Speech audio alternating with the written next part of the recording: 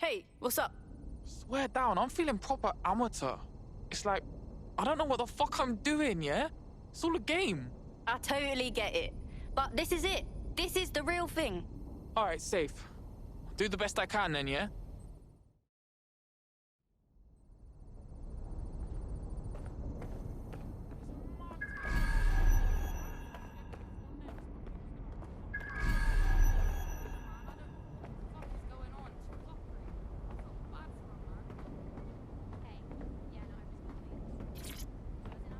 Coming up today on The Upload, we're talking about Skye Larson, the enigmatic founder of Broca Tech. Everyone knows her name, but no one knows too much about her. And we only really see her these days as a hologram. She was pretty young when she launched Broca Tech, the company that is best known for introducing Bagley to the world. Nowadays, it's hard to remember a world before Bagley.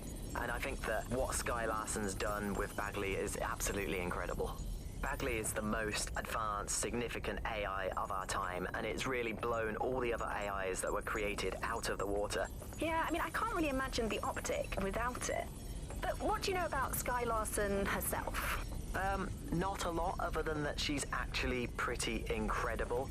I've followed her work for a long time, and she's always been a pretty private person. I know that she supposedly grew up in the countryside, but there isn't actually that much more we know about her other than this tech that she's put out into the world.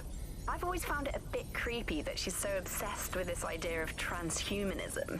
Why wouldn't you be? When you've got a mind as amazing as Skye's, why wouldn't you want to take what you've got and actually augment it by working with technology, by improving your physical self, changing your body and the world around you, implementing more technology to extend your life and really sort of extend human capabilities? You sound pretty much in love with Skye Larson, I have to say.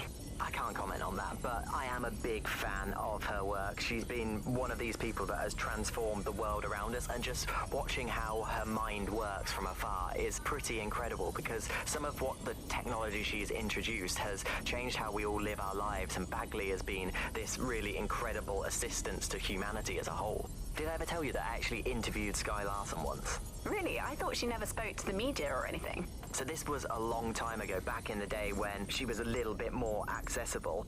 And she was one of these people that just had an amazing presence. You were inspired by her very being, and she was just incredibly talented and knowledgeable, and one of possibly the best living people that I've ever met.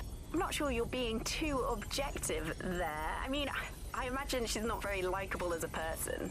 She obviously despises humanity in some way. I think she believes that becoming data is preferable to being human. She's one of these people who's extremely methodical in everything that she does, and she does everything to perfection and really tries to change the world around her and make it a better place for us to live in.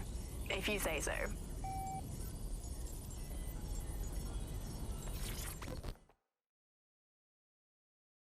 Look here, I'm all for finding new friends, but working with police, that makes me nervous.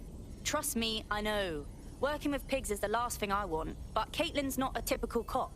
You're too trusting. Deep down, a cop is a cop.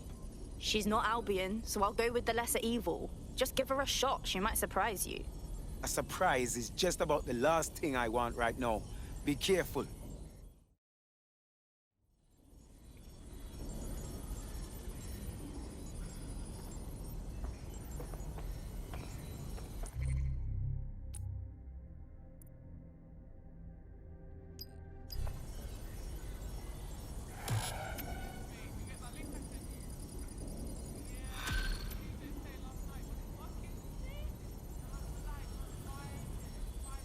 I hate putting Mary Kelly on the back burner while she continues to destroy lives with those microchips, but for now, we've no choice.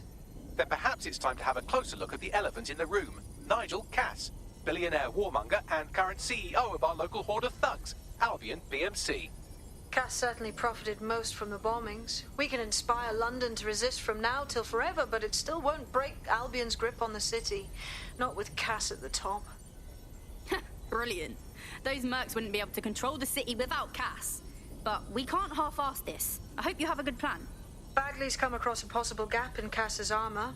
An ex-insider, ex-friend with an axe to grind. He'd be an asset if we can find and convince him to work with us. Come to the safe house. We'll talk it through.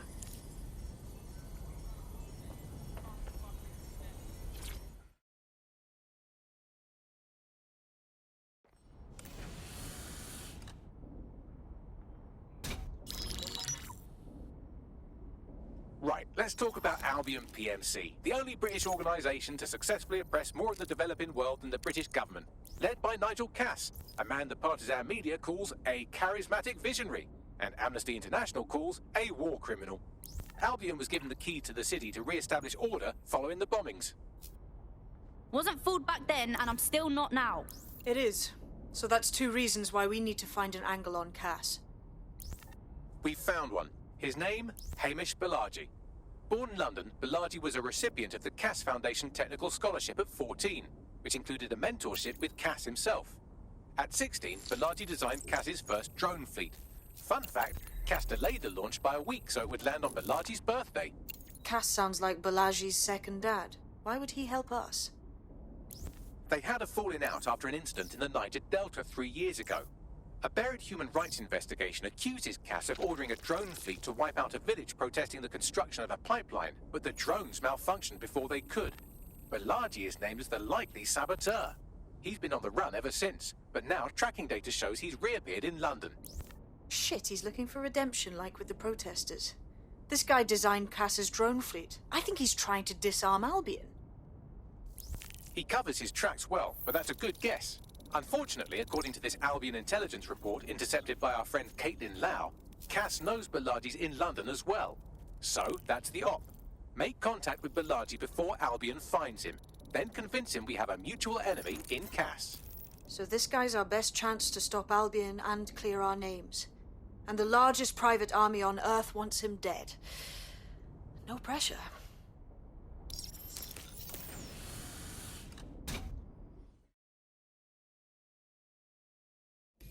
It took some doing, but I've narrowed down the area where we're most likely to find Hamish Balaji. I've pushed the coordinates to your optic.